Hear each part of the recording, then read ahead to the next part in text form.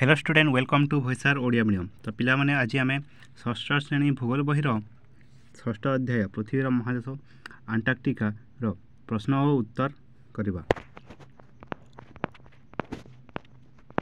Question number 1 निम्न प्रश्न गुड़िकर उत्तर दियो। क क्षेत्रफल दृष्टि अंटार्कटिका पृथ्वीर केउं स्थान रे रही।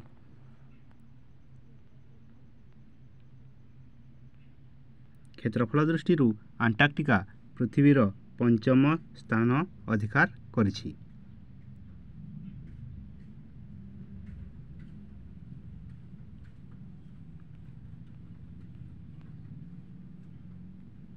क्वेश्चन ख भारत द्वारा अंटार्कटिका रे प्रतिष्ठित गवेषणागार दुईटीर नाम लेख।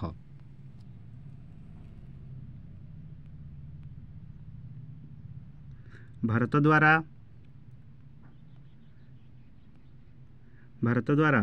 अंटार्कटिका रे प्रतिष्ठित गवेषणागार दुईटीर नाम है दक्षिण गंगोत्री और मैत्री। दक्षिण गंगोत्री और मैत्री।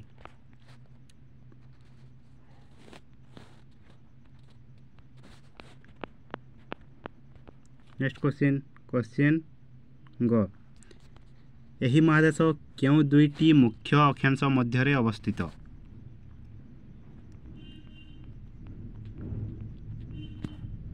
एही महादेश 66.5 डिग्री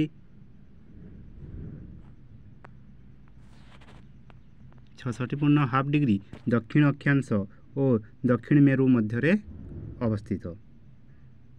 66.5 डिग्री दक्षिण अक्षांश और दक्षिण मेरु मध्य अवस्थित। नेक्स्ट क्वेश्चन घ अंटार्कटिका को क्यों क्यों प्राकृतिक विभाग रे विभक्त करा जायछि। अंटार्कटिका को दुईटी प्राकृतिक विभाग रे विभक्त करा जायछि यथा पूर्व अंटार्कटिका और पश्चिम अंटार्कटिका। पूर्व अंटार्कटिका एक विस्तीर्ण बरफावृत मालभूमि। पश्चिम अंटार्कटिका रे केतेक पर्वतमाला रही अछि।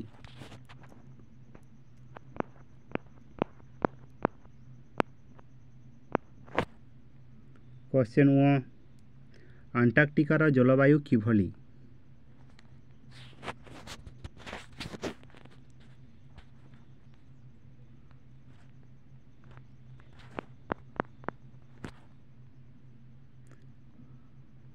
समग्र अंटार्कटिका महादेश रे वर्ष सारा अत्यंत ठंडा अनुभूत हुए। यह सर्वदा बरफाच्छन्न रहे। भोस्टक पृथ्वीर शीतलतम स्थान। एठारे सर्वदा तुषारपात हुए एवं समय समय रे बरफ झड़ होता है। एठारे ग्रीष्मकाल स्वल्प स्थायी।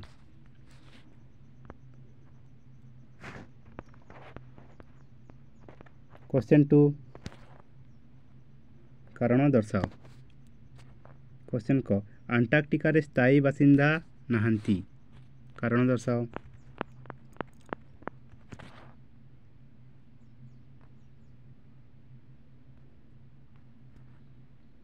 अंटार्कटिका भूखंड रे प्रबल शीत अनुभूत हुए। यह वर्ष रे सबु समय रे बरफावृत थाई। एही महादेश जनशून्य तेणु एठारे स्थायी भावरे केही बसवास करती नहीं।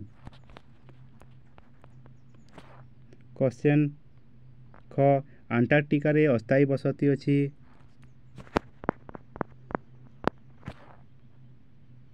अंटार्कटिका महादेश दक्षिण मेरु रे थिबारु एठारे अत्यधिक ठंडा अनुभूत होइथाय एवं वर्ष सारा बरफाच्छन्न रहिथाय। एठारे स्थायी जनबसती बसती नहीं। आंतर्जातिक चुक्तिनामा अनुसार यही भूखंड को केही अधिकार करिपारिबे नहीं। पृथ्वीर प्रत्येक देश यही भूखंड को अस्थायी भाव में व्यवहार करिपारिबे तेणु एठारे अस्थायी बसती रही। क्वेश्चन ग ଆଣ୍ଟାର୍କଟିକା ମହାଦେଶ ସମଗ୍ର ପୃଥିବୀର ସାର୍ବଜନୀନ ସମ୍ପତ୍ତି। ଆଣ୍ଟାର୍କଟିକା ମହାଦେଶ ସମଗ୍ର ପୃଥିବୀର ସାର୍ବଜନୀନ ସମ୍ପତ୍ତି କାରଣ ଆନ୍ତର୍ଜାତୀୟ ଚୁକ୍ତିନାମା ଅନୁସାରେ ଏହି ଭୂଖଣ୍ଡକୁ କେହି ଅଧିକାର କରିପାରିବେ ନାହିଁ। ପୃଥିବୀ ଓ ମହାକାଶ ସମ୍ବନ୍ଧୀୟ ଗବେଷଣା ପାଇଁ ବିଭିନ୍ନ ଦେଶ ଏଠାରେ ଗବେଷଣାଗାରମାନ ନିର୍ମାଣ କରିଛନ୍ତି।